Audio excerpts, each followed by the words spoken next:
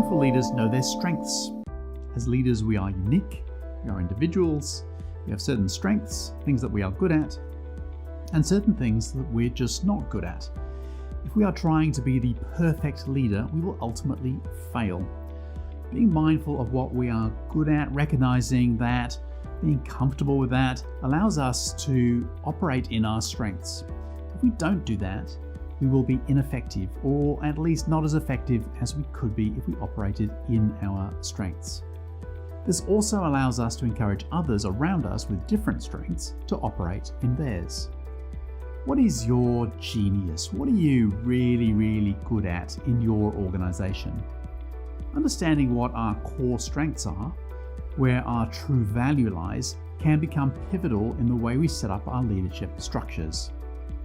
Focusing on our core genius and delegating as much as possible that which is not our core is how we create capacity for growth. Our natural tendency is to surround ourselves with people like us. That makes a very homogeneous environment and a recipe for groupthink. Surrounding ourselves with people who are different to us, with different strengths, capabilities, experiences, and backgrounds allows a holistic view of opportunities and issues. Here at Thought Patrol, we use the Clifton Strength Finder, created by Gallup, the survey people. It remains, in my experience, the most insightful tool that I've come across to help understand strengths. When we know our strengths, we can focus on them and get really good at developing them. That is our personal competitive advantage.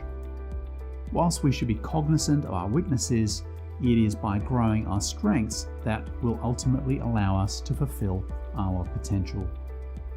My top strengths, according to Clifton, are strategic and competitive. That's great if you're a hard-charging CEO, not so good when you're playing your 12-year-old daughter at Monopoly. So being mindful of your strengths and the environment in which you operate can allow you to apply them with some wisdom. Having done many turnarounds and recognizing that whilst I have some applicable strengths, my attention to detail, financial literacy, spreadsheet skills, and general accounting acumen are not as strong. I have an MBA and can talk to accountants when necessary, but it is definitely not my area of strength.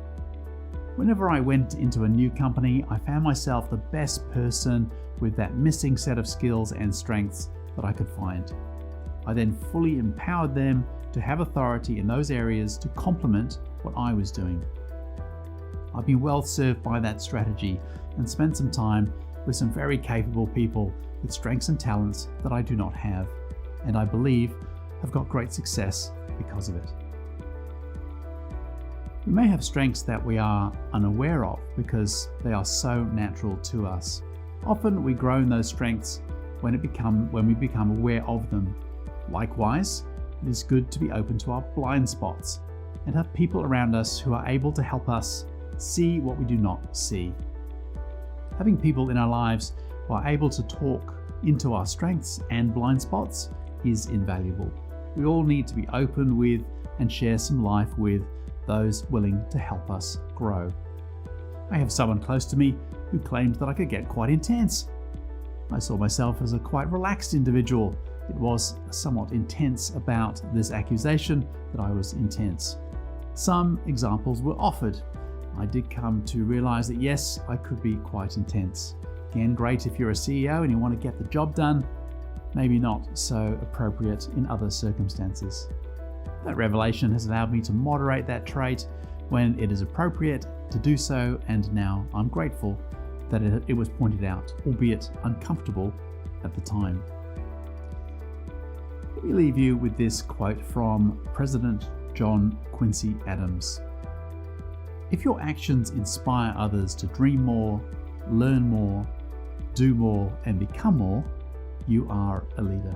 I really like that. I think we would do well to be mindful of our strengths in delivering that outcome.